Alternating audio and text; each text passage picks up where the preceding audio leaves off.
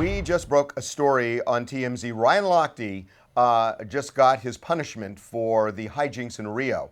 And the punishment is 10 months suspension. And it's a big deal.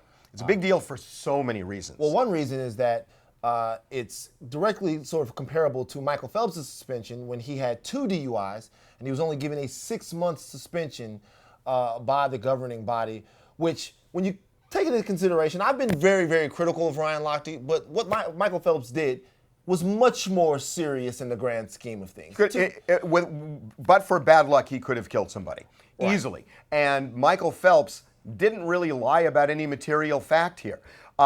Now, this was a decision by the USOC, by the IOC, and USA Swimming. It was all 3 of them made this decision. We are told, we have USOC sources who are telling us that this was not a unanimous decision, that there were people within the USOC who felt that this was unfair, that Phelps should not have a punishment significantly less than Ryan Lochte's, meaning that Ryan Lochte should have gotten at least, at maximum 6 months and less because of his conduct.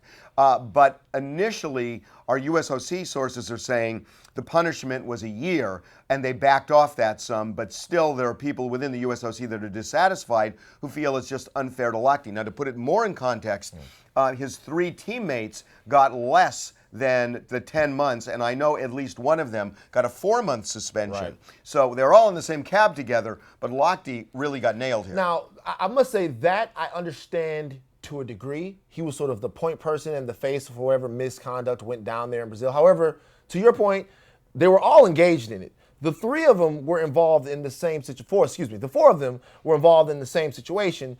So you would expect that the punishments would be sort of similar, but this sort of became an issue about Ryan Lochte. He was the fall guy, and he was kind of the mastermind. Because he also went on television. Right, he was the guy. He was the guy that actually came out and kind of put the whole story out there. Now, we do disagree on one thing. He did lie. He did lie, but I don't think now, with him having lost all of his endorsements, with him being out of the pool for 10 months, it's too much now. Well, what's going to happen? See this? Look, here's the thing. Number one, it's not career-ending for him, and that's important because the year was critical. If he got more than a year, he was done. So it's not career-ending. That's number one. But number two, I think the severity actually helps him because I think there's going to be some sympathy for Ryan Lochte because he was nailed here. I mean, when you compare him to Phelps, and I think there was so much animosity toward him that it's going to turn a little bit, and that's what happens with people when they get hammered and hammered and hammered and hammered, and at points people starting to feel sorry. So you're saying that they actually did him a favor by not giving him the same sentence that the rest of the swimmers got? In the long run, ironically, I think this is a favor because Ryan Lochte, what's the one thing Ryan Lochte needs more than anything else for the rest of his life? He needs sympathy. Well, what else does he need? To be able to swim. Oh, money. Endorsements. Endorsements. He needs his endorsements to come back because that was going to be the main source of income because you're not making a lot of money in the pool. They're not making a lot of money in the pool. Right. And Kobe Bryant has taught us that you can have redemption. Very true. And Kobe Bryant made untold millions on endorsements after that whole thing.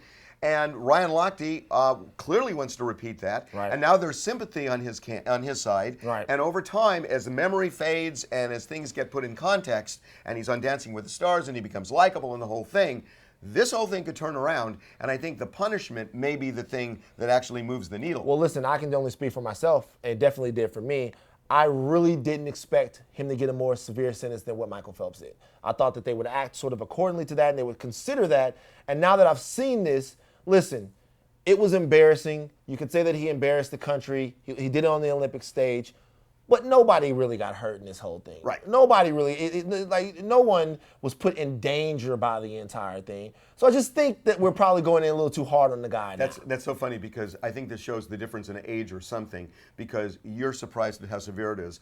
I'm surprised that it wasn't career ending because they didn't give him 2 years out of the pool? I think the USOC and the IOC wanted to save face here, and I thought they were going to make him an absolute sacrificial lamb and give him more than a year. So, you know, what the members are saying who feel it's too harsh, I think in the end, it is too harsh, but I'm shocked that they didn't kill him by suspending him for longer than a year just to save face. So at 32, anything longer than a year would have been a death sentence to his career. So although a 35-year-old won a gold medal. That's very true.